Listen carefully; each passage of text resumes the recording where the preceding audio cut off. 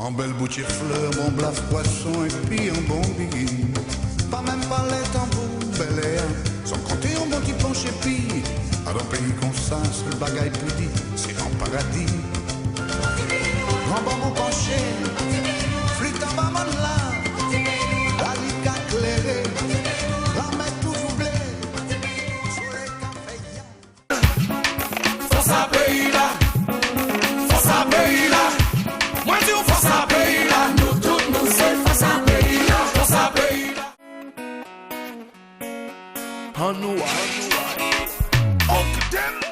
Depuis 3 ans, les jeunes de Volga-Plage ont monté ce qu'ils appellent le campus des berges. C'est un lieu où on réfléchit, où on met sur pied certains projets, par exemple le Festival des berges qui s'est tenu en décembre 2012. Mais au campus des berges, on réfléchit beaucoup plus loin et on a décidé de mettre en valeur les berges de Volga.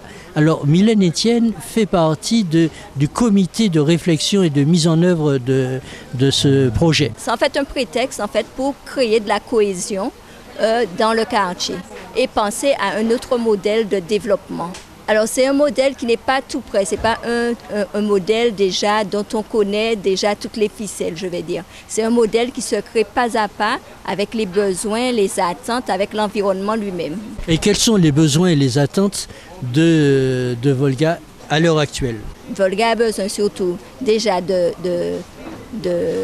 on va dire de se construire déjà des valeurs de référence, des valeurs communes pour que ça puisse avancer déjà de toute façon, se référer par rapport à leur territoire, se représenter leur territoire, avoir chacune une représentation de leur territoire, de ce qu'ils veulent pour ce territoire-là. Mais ils ont, comme tous les jeunes, besoin aussi de s'insérer dans le système, besoin d'emploi, besoin de reconnaissance, les besoins primaires comme les besoins secondaires que tout être a besoin. Force à pays là, force à pays là. Moi dis force à pays là, nous tous nous c'est force à pays là, force à pays là. On est en train de mettre en place des groupes de travail pour définir, par exemple, sur les questions du social, de la solidarité, qu'est-ce qu'on va faire, sur les questions économiques, comment on va travailler ça, sur la question du tourisme, qui va travailler ça, avec qui on va travailler ça, quelle orientation. Et puis, on a un bureau technique qui est là où il y a vraiment des compétences. On a un ingénieur, un architecte, on a des personnes qui travaillent avec nous à notre initiative. Et on a un comité de pilotage du projet pour mettre en cohérence tout ce qui sort des pôles. Tout ce qui sort des pôles, comment ajuster tel pôle de travail sur le développement économique, par exemple, avec le développement social, etc. Et tout ça revient à chaque fois dans le forum et on débat avec la population, etc., de manière très claire.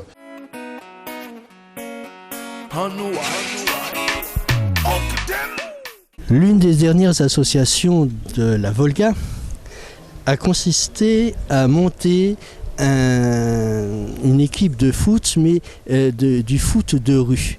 Rocky est l'un des responsables de cette équipe de foot de rue. D'abord, le foot de rue, c'est du foot couloir ou du foot de rue? En fait, c'est un petit mélange. C'est du foot de rue mélangé couloir, c'est-à-dire c'est les ticages. Donc, on a un petit terrain de pelouse, c'est-à-dire.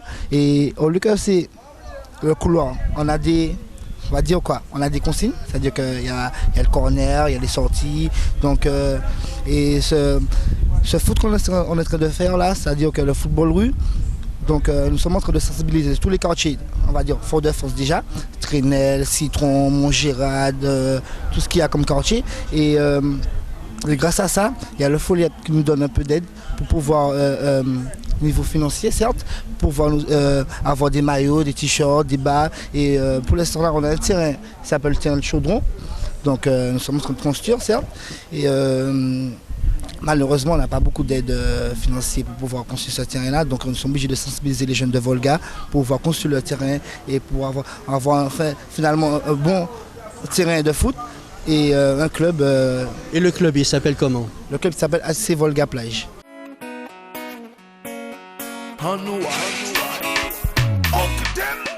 À Volga, Audrey Jacques est dorénavant une star, c'est une vedette. C'est en fait grâce à elle qu'on connaît la Volga. on la connaissait déjà, les initiés la connaissaient déjà par sa profession de manager. Et puis maintenant, on sait aussi qu'elle fait partie du collectif de développement de Volga. Mais comment c'est arrivé? Parce que on ne te savait pas politique. Raconte-nous un petit peu ta vie. Comment tu es arrivé à tout ça? Donc, durant ma jeunesse, en fait, j'ai participé à différentes manifestations. J'étais aussi handballeuse dans le club. Donc, j'ai toujours été dans le monde associatif, en fait. J'ai même fait des concours de Scrabble. J'ai toujours participé à tout ce qui se passe dans le quartier. Et quand j'ai entendu parler du collectif, pour moi, c'était un privilège d'en faire partie, en fait. Le métier de manager, c'est facile en Martinique? C'est pas facile, c'est quand même un métier un peu ingrat, mais il faut tenir. C'est un métier où on touche à différentes corps de métier en même temps. Il faut gérer l'image de l'artiste, il faut lui trouver des dates, il faut aller en studio pour gérer un peu tout ce qui... Enfin, il y a plein de choses à gérer, quoi. Je fréquentais le studio de Volga, PSK Music. J'avais commencé je faisais des chœurs en fait, et c'est là que j'ai rencontré mes artistes présents, Politic Nice, Saturn et LJ, et c'est là que ça a démarré. J'ai commencé à aider les jeunes et de fil en aiguille, je suis devenue manager. Cette année, c'était départ à La Réunion pour Politique, c'est ça? Alors, il y est déjà allé. Alors là, le 6 avril exactement, il part au Canada et il n'y a pas que ça, hein. Il a une tournée sur toute la France, dans différentes villes, mais bientôt c'est Mayotte et les Comores. Nous sommes sur les phases d'avant-projet. C'est d'ailleurs que là, aujourd'hui, des esquisses sont sorties, les dynamiques se mettent en place, mais sans vraiment, je reviens dessus, l'innovation et le cœur de notre projet, c'est l'intégration des habitants dans le développement. Ce matin, devant le ministre, tu as lancé un coup de gueule. Nous, on souffre en fait, tu vois. Donc, on n'a pas en fait vraiment de conseiller. On a un conseiller, mais il est caché le conseiller en fait. Nous, on ne voit pas du tout de conseiller. On entend parler que lui, il a créé une association d'espace vert, au moins 10 gars, et après qu'il s'est tiré pendant 2 ans en France. Donc, il mange son beurre. La plupart des gars qui sont de prison, ils sont perdus. Comme tout le monde, comme tous les jeunes, ils font des bêtises. Certes, voilà quoi. Donc, ce que je veux comprendre en fait, si on avait une maison des jeunes, si on avait une maison pour créer des emplois, pour éviter moins de délinquance et moins de jeunes en prison. Vous comprenez? C'est ça qu'on veut en fait, c'est ça le coup de gueule, c'est ça le truc en fait. Moi, qu'est-ce que je gagne en échange, c'est que c'est l'amitié et le cœur, voilà. Force à pays là, force à pays là, moi dis force à pays là, nous tous nous sommes force à pays là, force à pays là. On va hisser vers le haut le développement citoyen, la participation citoyenne et la compétence, les habiletés et compétences locales. Ça, c'est de l'intellectualisme. Essayer de manger une soupe aux théories, c'est indigeste. 71% de chômeurs, donc ce sont des gens qui ont besoin de travail, ils ont besoin d'argent. Donc là, pratiquement, je reviens à la déclaration du président du collectif qui disait qu'il allait voir les entreprises qui sont implantées sur le territoire du quartier. Et leur a dit, bon ben voilà, faudrait faire quelque chose. Quel est l'état d'avancement de cette partie-là, qui est pragmatique? Désolé, c'est pas leur fin qu'on mettait moi j'en dis fait. C'est-à-dire que si on va avoir une entreprise qui est là pour gagner, pour développer sa pérennité.